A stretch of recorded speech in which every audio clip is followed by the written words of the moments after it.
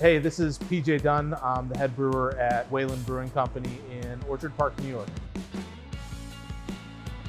We have been open about 14 months.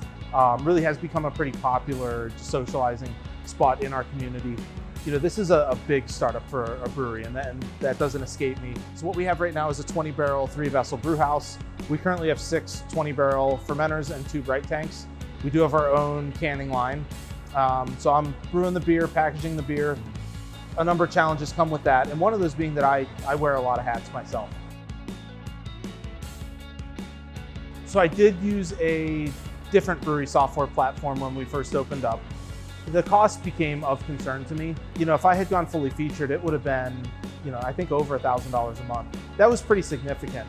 And, you know, that's money that I could better utilize elsewhere. So I had actually looked at Ollie, had a very in-depth and thorough demonstration of it. And in working with Kyle, it was readily apparent from the beginning that he understood all of this stuff. He had been a brewer and I believe a brewery owner. So we were speaking the same language. Once I became pretty certain that we were gonna go forward with this, my questions started to become more about implementation and how do we move my existing data over? How do I move my existing recipes and processes over?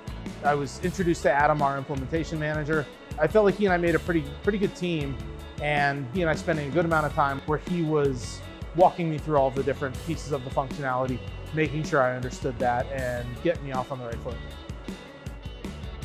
I would say that Ollie is really helping streamline our production, and especially when it comes to things like ordering all of our raw materials and making sure we have those for the batch coming up, managing my yeast pitches and making sure that we're making good economical use of those. It does make it very easy for me to move my finished good inventory around and keep track of that, keep track of what's depleted, keep track of what's sold out to wholesale accounts.